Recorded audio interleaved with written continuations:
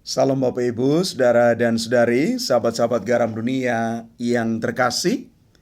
Hari ini gereja merayakan pesta Santo Yoakim dan Santa Ana, orang tua dari Santa Perawan Maria.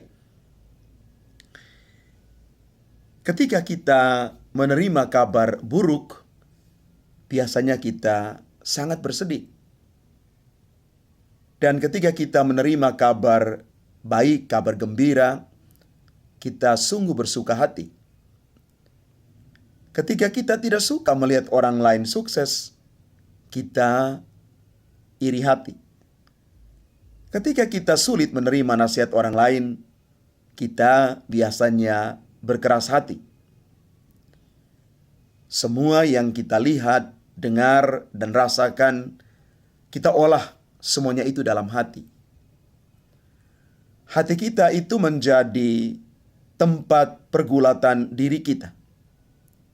Kita menjadi baik atau jahat tergantung dari bagaimana kita mendengarkan suara hati kita. Suara Allah atau suara dari si jahat. Kita dengarkan yang mana? Hati kita ibarat tanah yang menerima benih seperti yang digambarkan oleh Injil Matius bab 13 ayat 18 sampai dengan 23 hari ini. Mau jadi tanah seperti apa tergantung dari cara kita mengolahnya. Tentu saja kita ingin hati kita menjadi seperti tanah yang subur, yang dapat menumbuhkan benih dengan baik dan menghasilkan buah yang sungguh berlimpah.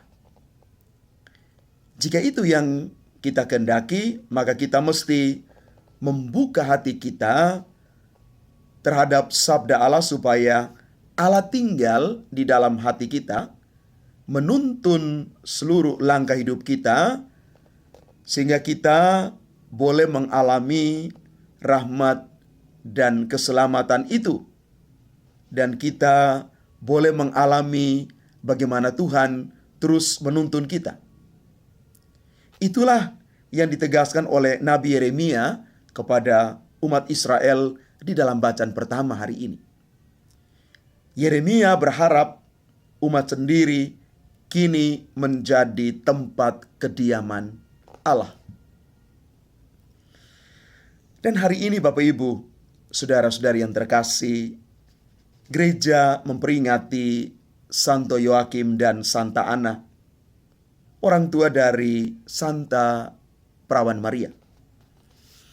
Mereka berdua adalah orang-orang yang memiliki hati yang senantiasa terbuka dan terarah kepada Allah, sehingga dalam situasi sesulit apapun, mereka tetap setia, senantiasa taat, dan berpengharapan kepada Allah. Pengharapan itu akhirnya terwujud melalui kehadiran Santa Maria yang mereka lahirkan di usia lanjut mereka. Tuhan menjawab doa Santa Ana, dan dengan cara yang amat luar biasa Tuhan memberikan Bunda Maria kepada Ana. Jauh melampaui apa yang dipikirkan oleh Ana. Setelah Maria tinggal di Bait Allah di Yerusalem, Yoakim dan Ana melanjutkan kehidupan mereka dengan berdoa. Hingga tiba saatnya Tuhan memanggil mereka kembali ke rumah Bapa. Bapak, Ibu, Saudara, dan Saudari yang terkasih, semoga melalui perumpamaan bacaan suci hari ini tentang penabur, dan juga melalui teladan Santo Yoakim dan Santa Ana, hati kita siap untuk menerima benih baik dari Tuhan, yaitu sabdanya sendiri. Sabda yang mampu membuang wadas, batu karang, tanah yang keras, dan duri dari dalam hati kita, sehingga kita menjadi pribadi-pribadi yang selalu dipimpin oleh Allah yang selalu diarahkan kepada kebaikan. Dan kalau hari ini kita mendengarkan sabda Tuhan, mari Bapak Ibu, jangan bertekeras hati, tetapi lembutkan hatimu. Tinggalkan kekerasan hati itu, biar dipimpin oleh sabda Allah sendiri. Maka dari sini kita mau mengatakan, hati kita itu ibarat tanah yang menerima benih.